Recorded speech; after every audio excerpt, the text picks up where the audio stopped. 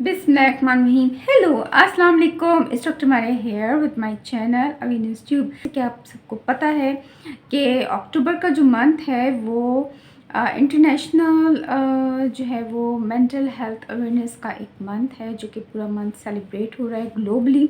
और mental health क्या है कि जैसे कि हमारी एक फ़िज़िकल हेल्थ होती है, इसी तरह मेंटल हेल्थ हमारे माइंड की हेल्थ भी हमारे लिए बहुत ज़्यादा इम्पॉर्टेंट है, पूरी बॉडी को ओवरऑल प्रॉपरली फंक्शन करने के लिए, जिसमें हमारे इमोशंस इंक्लूड होते हैं, हमारे सेंटिमेंट्स इंक्लूड होते हैं, हमारे जो रेगुलर की एक्टिविटीज़ हैं वो सारी इंक्लूड होती हैं, और हमारे जो फोकस होता है काम पर वो इसमें काउंट होता है। हमारा जो बिहेवियर पैटर्न होता है दूसरे लोगों के साथ और जो सोशल हमारी एक्टिविटीज़ होती हैं, ये सारी चीज़ें इसमें इंक्लूड होती हैं। तो एक मेंटली हेल्दी पर्सन कौन होता है? वो शख्स जो कि अपने रेगुलर रूटीन के वर्क जो है वो हेल्दी वे में परफॉर्म कर रहा है, उसका सोशल सर्कल जो है वो हेल्दी वे में ग्रो कर रहा है, उसका इंटरेक्शंस जो है लोगों के साथ पॉजिटिव है, पॉजिटिव थिंकिंग है, ऑप्टिमिस्टिक उसकी अप्रोच है, और वो जो डेली रूटीन लाइफ के जो चैलेंजेस होते हैं, जो स्ट्रेसेस होते हैं, उसको भी वो इजीली कोप अप कर लेता है, और उसका बिहेवियर जो है ओवरऑल सबके साथ अच्छा है। सो ऐसे इंसान जो है वो, उसको हम कहते हैं कि ये मेंटली फिट इंसान है, वो मेंटली हेल्दी इंसान है। और अगर कोई शख्स इन चीज़ों में जो है वो लैकिंग कर रहा है किसी भी एस्पेक्ट से, फॉर इंस्टेंस कि आपका इमोशंस जो हैं वो कंट्रोल नहीं है, आपके सैडनेस के, हैप्पीनेस के इमोशंस आपके कंट्रोल नहीं हैं, आपको जो है वो एग्रेसिव आप हो जाते हैं, आपका बहुत एंग्री जो है वो कोई खो जाते हैं, टेम्परामेंट लो है, इनटॉलरेंस है, एग्रेसिव एटीट्यूड हो जाता है, लोगों के साथ बिहेवियर आपका जो है वो चेंज हो जाता है और डिस्टर्ब हो जाता है। इसके अलावा आप जो है डेली रूटीन के अपने वर्क भी जो है वो फ़ोकस के साथ हेल्दी वे में नहीं परफॉर्म करते, आपका फ़ोकस जो है वो लैग कर रहा होता है, आप बेटर वे में अपना काम नहीं कर पा रहे होते। तो ऐसे लोग जो हैं वो कहीं ना कहीं मेंटल इलनेस का शिकार होते हैं। जी, तो viewers, most common mental illnesses क्या हैं हमारी सोसाइटी में? सबसे ज़्यादा एंजाइटी, स्ट्रेस और डिप्रेशन, ये बहुत ज़्यादा जो है हमारी सोसाइटी में कॉमन है, मगर अनफॉर्चुनेटली लोगों को पता नहीं होता और वो फिर उस पे ट्रीट भी नहीं करते, और ये चीज़ें जो है वो बढ़ती जाती हैं, जिसकी वजह से उनके साइकिक डिसऑर्डर्स जो हैं वो कॉम्प्लेक्सिटी का शिकार होते जाते हैं। एंजाइटीज़ जो हैं वो किसी भी चीज़ की वजह से हो सकती हैं। बच्चों में एंजाइटी स्टडी स्ट्रेस की वजह से हो जाती है कि उनके ऊपर बहुत ज़्यादा ओवरबर्डन है।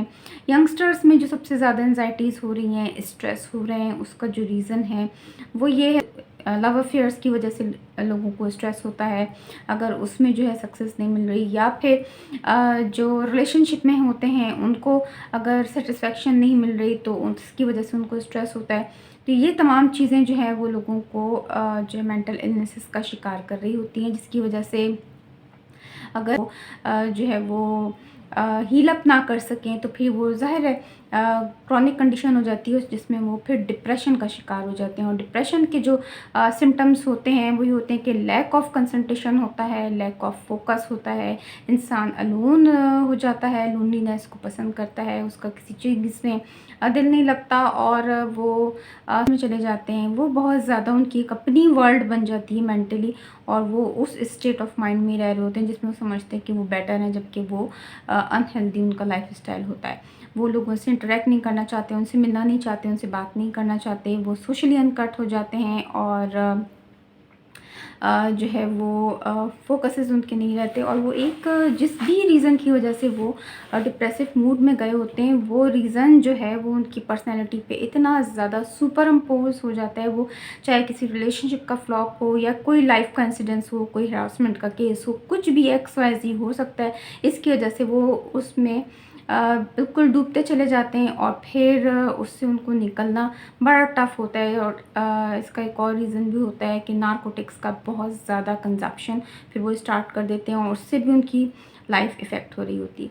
तो ऐसे लोग जो हैं वो अपने आप को हार्म जो है वो कॉज कर सकते हैं, सेल्फ हार्म कॉज कर सकते हैं। और ये करने के लिए वो थ्रेट्स भी दे रहे होते हैं। और इसके अलावा उनके अंदर सुसाइडल थॉट्स भी आ रही होती हैं। और इसके अलावा वो दूसरों को भी जो है वो बहुत ज़्यादा होपलेसनेस के स्टेट ऑफ माइंड में एग्जिस्ट कर रहे होते हैं, उसमें सर्वाइव कर रहे होते हैं। पॉजिटिव सोचें, पॉजिटिव रहें और ऑप्टिमिस्टिक अप्रोच जो है ना, आपको समझे आपके 80% प्रॉब्लम्स का सलूशन है। दूसरा ये कि हमेशा गुड वर्क करने की कोशिश करें। इसके अलावा चैरिटी करें और लोगों के साथ अच्छा बिहेव करें। होप फॉर द बेस्ट पे हमेशा बिलीव रखें, कभी भी होपलेसनेस का शिकार ना हो। चैलेंजेस से निपटने के लिए हमेशा अपने आप में एक करेज रखें और टॉलरेंस शो करें, एकदम से एग्रेसिव ना हो, अपने टेम्परामेंट को कंट्रोल रखें। एंग्री अगर आप होते हैं, एंग्रनेस का एटीट्यूड है तो उसको कंट्रोल करें और अपने बिहेवियर का जो है वो एनालिसिस करें। और इसके ट्रीटमेंट्स अवेलेबल होते हैं। अगर इन मेंटल इलनेसेस के सॉल्यूशन क्या हैं, साइकोथेरेपीज़ है, काउंसलिंग है और इसके अलावा मेडिकेशंस हैं जिनसे ट्रीट किए जाते हैं, ताकि कंटिन्यूस स्ट्रेस जो है आपके नर्व्स को इफ़ेक्ट करता है, आपके नर्व्स को वीक करता है। सो ऐसी कौन सी ग़िज़ाएँ, ऐसे कौन से न्यूट्रिशन कंज्यूम किए जाएँ जिससे आप के नर्व्स जो हैं वो स्ट्रॉन्ग रहें। आपने विटामिन्स कंज्यूम करने, ख़ास करके बी विटामिन्स, B12 और B6, B2। ये विटामिन्स जो हैं आपकी नर्व्स को बहुत ज़्यादा स्ट्रेंथ प्रोवाइड करते हैं। इसके अलावा ओमेगा-3 फैटी एसिड्स जो हैं आपके नर्व्स को स्ट्रेंथ प्रोवाइड करते हैं। इसके अलावा स्फिंगोलिपिड्स जो हैं आपके नर्व्स को स्ट्रेंथ प्रोवाइड करते हैं और आपको मेंटली स्ट्रॉन्ग करते हैं। प्रोफिटिक मेडिसिन में से तलबीना का कंजम्पशन जो है आपको सैडनेस के मूड से कम आउट करता है, आपको एंजाइटी, स्ट्रेस और डिप्रेशन से बचाता है। क्योंकि आप सल्लल्लाहु अलैहि वसल्लम जो है साहब रसूल सल्लल्लाहु अलैहि वसल्लम को बताते थे कि आप तलबीना जो है वो कंज्यूम करें, क्योंकि ये आपको गमों से और दुखों से जो है वो दूर करता है। क्योंकि इसमें नेचुरल इंग्रेडिएंट यूज़ होते हैं, बार्ले यूज़ होता है और नट्स यूज़ होते हैं। इसकी पूरी रेसिपी मेरे चैनल पे अपलोड हो चुकी है, डिस्क्रिप्शन में मैं लिंक शेयर कर दूंगी, आप देख लीजिएगा। क्या आपको आज की video mental health awareness month के हवाले से बहुत अच्छी लगी होगी, बहुत इन्फॉर्मेटिव लगी होगी। अपने तमाम दोस्तों के साथ इस इन्फॉर्मेटिव वीडियो को शेयर करें ताकि आप उनकी हेल्प कर सकें, उनको इन्फॉर्म कर सकें, उनकी नॉलेज में इजाफा कर सकें कि अगर कहीं गॉड फॉरबिड वो किसी भी किस्म की मेंटल इलनेस का शिकार हैं तो वो जो है वो साइकोथेरेपी ले सकते हैं, वो काउंसलिंग ले सकते हैं, ताकि एक हैप्पी और हेल्दी लाइफ स्पेंड करें, रादर देन कि वो उसमें जो है वो इंगेज रहें और इस तरह वो और लोगों के लिए भी फिर ट्रबल क्रिएट करते हैं। क्योंकि father of psychology Sigmund Freud ने कहा कि एक साइको पर्सन जो है वो अपनी सराउंडिंग में रहने वाले तमाम लोगों को इफ़ेक्ट करता है, यानी उन सब पे भी जो है वो अपने साइकिक इश्यूज़ की वजह से बैड इम्पैक्ट लीव करता है। So this is very important to make all the people aware about psychological issues. और ये सब ट्रीटेबल इश्यूज़ हैं, इसको आपने ऐसा नहीं समझना कि इसका ट्रीटमेंट नहीं होगा या गॉड फॉरबिड ये मेंटल हैं। मेंटल नहीं होते, ये इलनेसेस होती हैं जो कि ट्रीटेबल होती हैं और ट्रीटमेंट के बाद पर्सन जो है वो नॉर्मल हेल्दी और हैप्पी लाइफ के जोन में आ जाता है। सो आई होप कि आपको आज वीडियो अच्छी लगी होगी। मुझे कमेंट सेशन में जाके ज़रूर फीडबैक दीजिएगा। अपना बहुत सारा ख्याल रखें। Keep watching and keep subscribe my channel awareness tube. Thank you for joining.